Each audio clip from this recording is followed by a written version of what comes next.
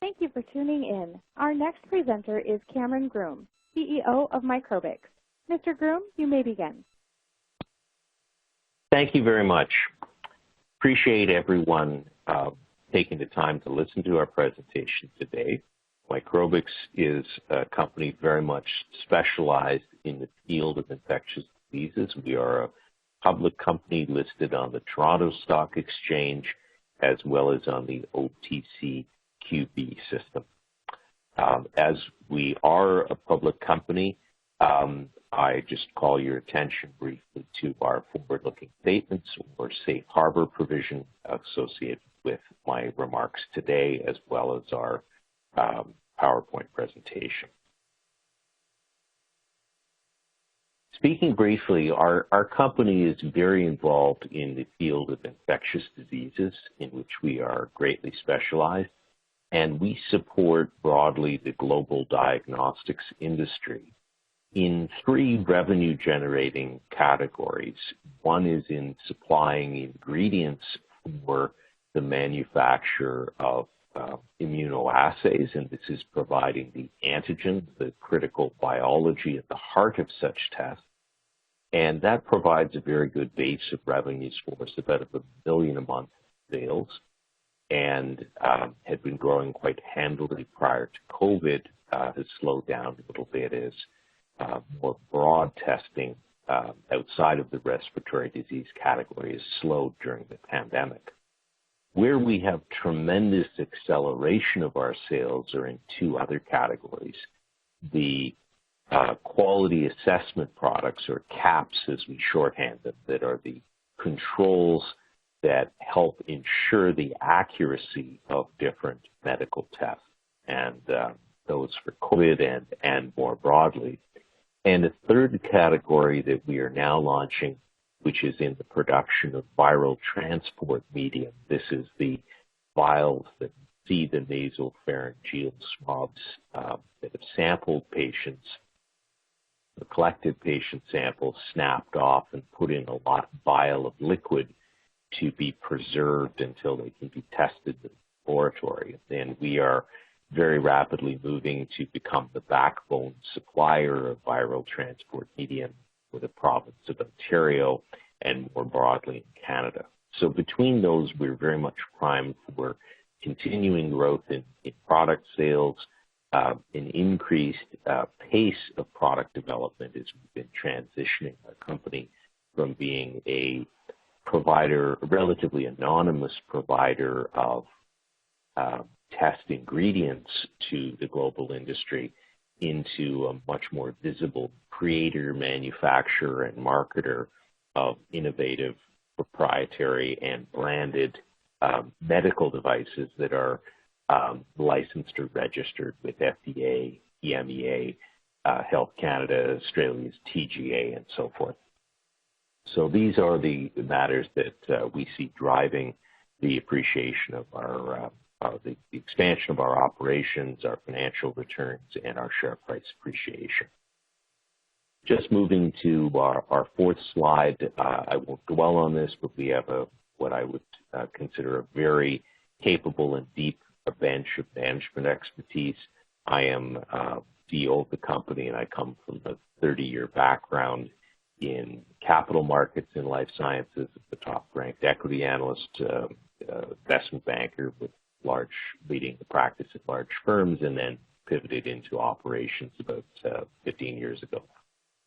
I have a very good management team working with me, incredibly capable from a technical and operational point of view, and we have a great depth below the leaders that you see presented on this slide. We also have an excellent independent board. Martin Marino, who was formerly General Counsel with Merck's Generics Group, is our independent chairman. Peter Bletcher, a very prolific MD and entrepreneur. Mark Cochran, who just retired as Executive Director of Johns Hopkins Medicine. Juan Imbro-Pantaloni, my predecessor, executive roles at Bayer, Nova Pharm, and other companies. Anthony Giovinazzo, very successful life science entrepreneur that took a neurological drug for Parkinson's from concept through to FDA registration and subsequently sold his company for about $840 million. Joe Renner, chairman of Zydus Pharmaceuticals, the chairman and co-founder of the company. I believe it's about number 4 right now in terms of prescriptions filled in the United States. So very serious group of individuals providing good strategic support and governance oversight. In terms of capital markets, capital structure, we're about a 45 million market cap, Canadian dollar market cap currently. The work we're doing to grow the company, I don't believe has been fully digested by the market anywhere near. We have a fairly conventional capital structure, mostly equity, a bit of debt associated with it. We leverage that equity and reasonable and growing trading volumes, mostly on the TSX, a little bit on the OTCQB, and about 250,000 share a day average volume for the past 3 months. So reasonable liquidity for a smaller cap company. In terms of what we're doing, I spoke to the 3 sales-driven business divisions, and our antigen production, we supply well north of 100 different well-recognized international makers of tests with the antigens to support their immunoassays, and we'll talk a little bit about what that entails. We are very rapidly growing in terms of our provision of controls these are test controls, the patient sample mimics that look just like a positive or a negative patient sample insofar as the test is concerned. And we're doing quite a bit of work on those on swabs, just to present them to a different test instrument exactly like a patient sample would look like. And consequently, that work has led us to execute a strategic agreement with Copan Italia. Copan is the world leader in patient sample collection devices, including flocked nasopharyngeal swab, viral transport media, and so forth. And we're also, at the request of our home jurisdiction, the Canadian province of Ontario, been tasked with helping address the supply problems for the viral transport media that's needed for COVID-19 molecular testing. And we're now moving to begin provision of that product at the range of 50,000 vials a week. We're now completing the second run of 50,000 vials, and we'll be moving to that on a sustained basis quite shortly, followed by a doubling to 100,000 units a week with an ultimate goal of moving to over 400,000 vials per week. And these are all squarely within our core competence. I'll just speak a little bit about the different category areas as I know we need to keep moving. I won't go into the technicals, but what is an antigen? Well, an antigen is the complement to an antibody. It's what an antibody in your blood recognizes. And tests looking for antibodies in your blood all have to be driven by an antigen. And the object, of course, is to say, do you have antibodies? And do those antibodies suggest that you could have an active infection? Do they establish that you had past exposure to that pathogen? Or do they measure your level of immunity? How many antibodies do you have to that pathogen? And these sort of tests can't be replaced by the nucleic acid, by the PCR test. So they have a very important ongoing role in medicine. And Microbix has become a critical sole source supplier to many international diagnostics companies for key assays in their portfolio. But you will never see Microbix's name on the end product associated with those. And historically, that's been about 90% of the company's sales. That proportion is rapidly coming down as we see some great success in our other products. In the antigen business, because we have a very broad portfolio of antigens, not just respiratory antigens, sales of our antigens have declined in in fiscal 2020 as a result of the overwhelming focus on COVID testing. But more broadly, this is an area that we have seen growth in, expect to see growth resume as these sorts of tests are rolled out more broadly, particularly into emerging nations in the Asia-Pacific region. We have fantastic technical capabilities in this and, in fact, modernized our production in order that we can support ongoing growth in this area without having to increase bodies and physical footprint arithmetically in demand growth without increasing headcount materially or increasing our footprint due to new technologies we've brought to bear, which are also having a positive margin impact. Second area I'll speak to is our quality assessment products. And as I indicated, these are meant to be to emulate real patient samples so that a test can be checked. Is the lab technician operating the test instrument or system properly? Are the reagents spoiled or being used appropriately and working appropriately, and is the instrument drifted out of calibration or messed up? You don't know unless you've got some way of having a known positive and a known negative to check the function of those tests.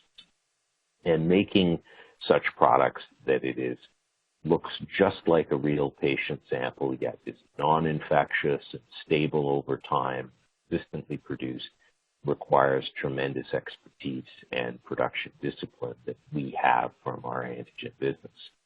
And we're applying that to create new innovative products. And these are in three broad categories.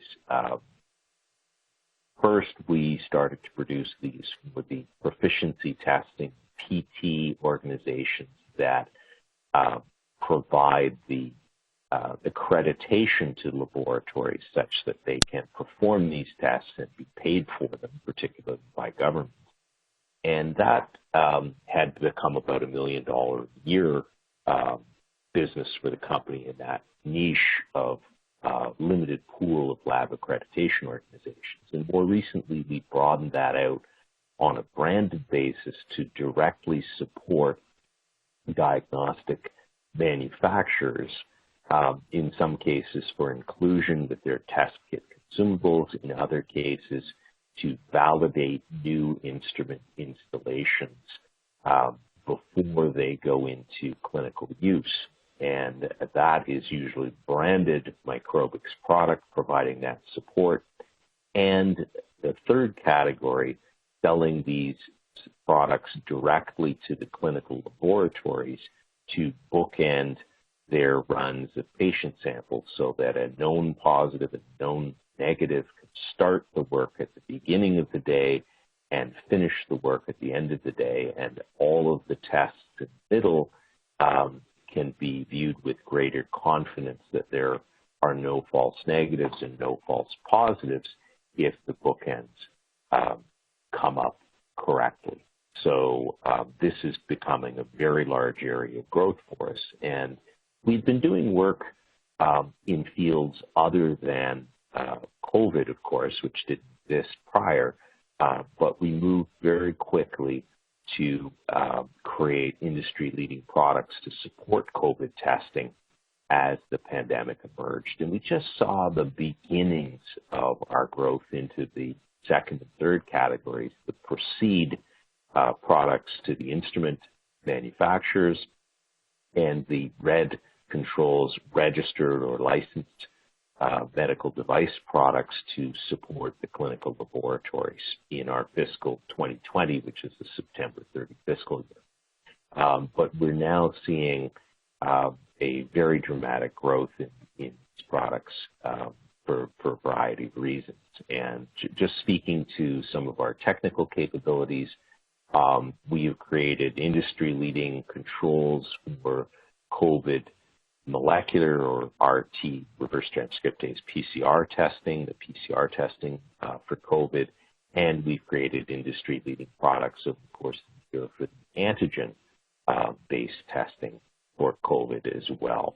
and just demonstrates some of our technical capabilities in being able to create these products. And these are, of course, seeing very dramatic growth. We're currently producing at over 20 times the level that we sold in fiscal 2020 going into our fiscal 2021, and we're gearing to support about 60 times the level sale of these products as we get deeper into calendar 2021. We're not, however, just a COVID company. Our infectious disease expertise is much more broad than that. In fact, we created, prior to the emergence of COVID, leading controls for programs for testing for such things as the high-risk strains of human papillomavirus, where we have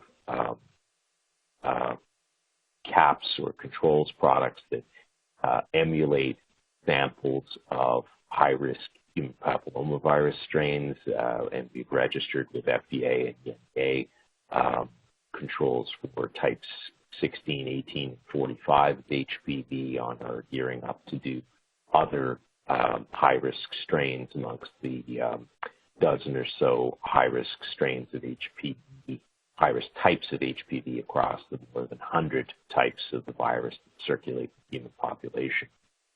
Similarly, we assist the industry in creating new opportunities for testing, such as for an organism you probably have not heard of called Microplasma genitalium. MGen is quite prevalent. The population has some very bad effects on the urinary tract and reproductive tract, including discomfort, scarring, infertility, miscarriage.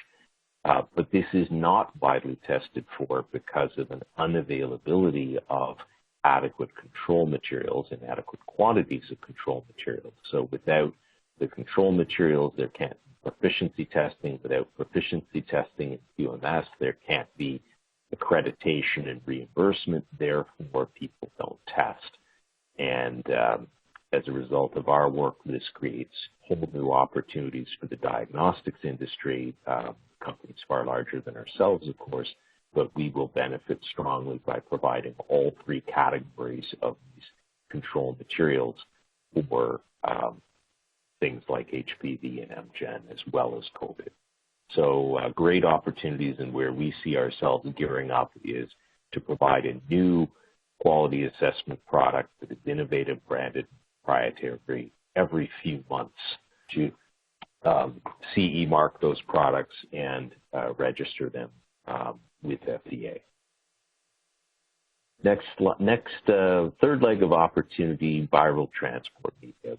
We identified that this, as in many jurisdictions, our home jurisdictions will have big problems getting reliable supplies of quality viral transport media, and without those supplies, COVID-19 test programs would be under extreme strain. So we identified this, reached out to our government, and in fact were then awarded a grant to assist us with validation and scale up, which we have now accomplished. And we're now moving to we've now begun our production at a rate of 50,000 units a week.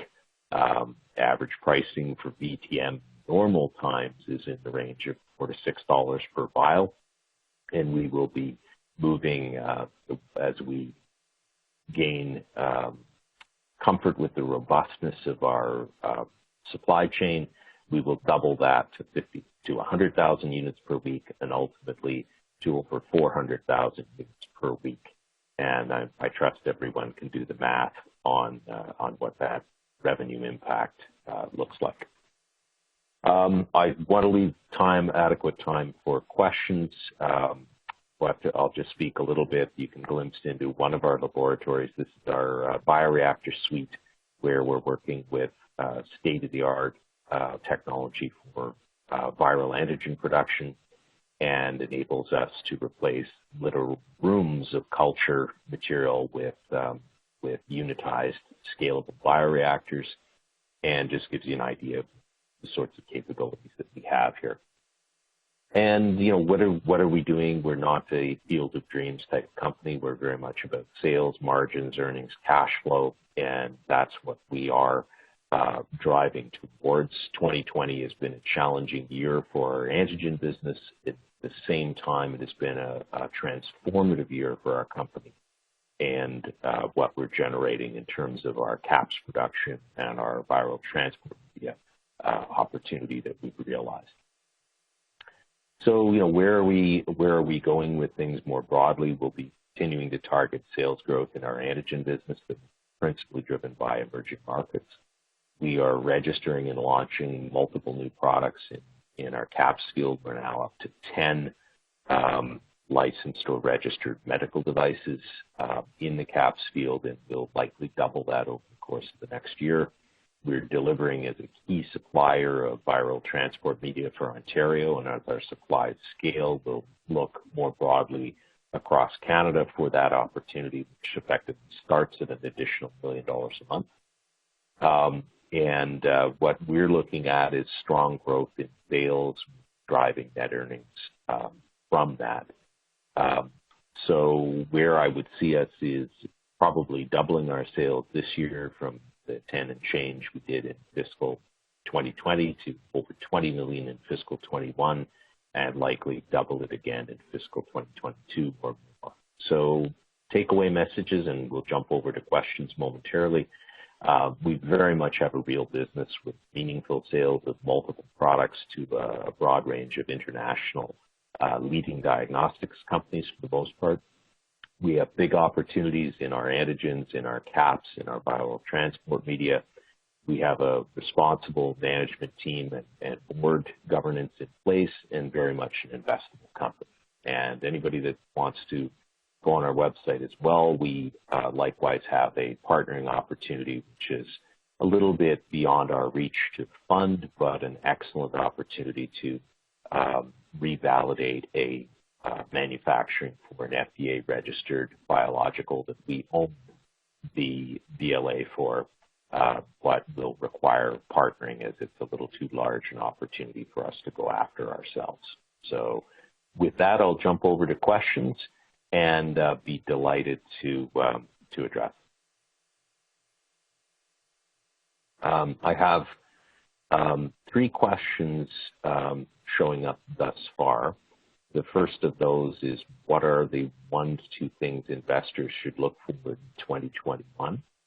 I would say that the first thing would be continuing some very strong growth in sales of our quality assessment or control products, and that will start in our fiscal Q1 that will be reported in mid-February and continue through the year. And the second thing I look for most strongly is the beginnings of sales from a standing start to a very high level on our viral transport media. And that will start to be reflected in the Q2 results. This is for the quarter ended March 31st that will report in mid-May, will be the first quarter that demonstrates an impact of viral transport medium sales. And our antigen business is coming back online as things normalize a little bit from the greatest impacts of COVID. And COVID is certainly continuing to be a big driver for our revenues of swab-based and liquid form test controls for both molecular and antigen-based testing of COVID. That will continue to be strong through certainly through fiscal 21 and into fiscal 22. And then our broad focus on infectious diseases in a world of heightened biovigilance is going to continue to give us tremendous opportunities to grow and support the global diagnostics industry. Second question I have is mRNA, messenger RNA, present an opportunity. Messenger RNA has been a technology that people have looked at. Can we, rather than immunize with a vaccine that is a whole virus, an inactivated virus, or a subunit viral protein, can we give the instructions to make a viral protein, the mRNA, get that into the cells, have the cells themselves produce the immunogenic protein and self-vaccinate that way. And it's been extraordinary to see that progress from concept to product reality with the Pfizer BioNTech and Moderna vaccine that are now coming into use. So mRNA is presenting an opportunity. Absolutely, it can be a huge help for future rapid vaccine development, and perhaps help us with vaccines for infectious diseases that we haven't seen. It will present opportunities for us in heightened frequency and sophistication of testing. And this is something I see very much for Microbix. We don't believe that all of the incremental sophisticated testing capacity that's been built out will simply be junked as COVID-19 gets under control. We see more sophisticated testing being widely used. Diagnostics is the best value for dollars in healthcare by far. And for example, in human papillomavirus, why wait until somebody has an advanced cancer that has to be treated surgically or with immunotherapy or chemotherapy when you could simply look for those high-risk strains of virus early? Why have to deal with expensive fertility treatments if you could test for a Microplasma genitalium or an Antigen infection early? These are all the sorts of opportunities that the advanced technologies present, and I believe Microbix will be able to support the global diagnostics industry and do very well using our capabilities within the scope of our resources and the scope of our expertise. So those are the takeaways I would leave you with. We're very realistic, targeted, and pragmatic about how we're continuing to build the company, and believe that we'll be able to very much reward our equity investors by that discipline. So with that, I think I'm about a minute ahead of schedule, but I'll hit refresh just to see if there are any other questions that have appeared. I think we are wrapping up. So with that, I will just restate what I've indicated on our last slide, which is please do consider Microbix for your portfolio. We're a public company. There's a tremendous amount of information available about our company and our products on our website, and all of our public filings are available on our website as well as on Canadian equivalent of EDGAR, which is www.sedar.com. Thank you very much, and I hope you enjoy the rest of your day. And that does conclude this webcast. Thank you.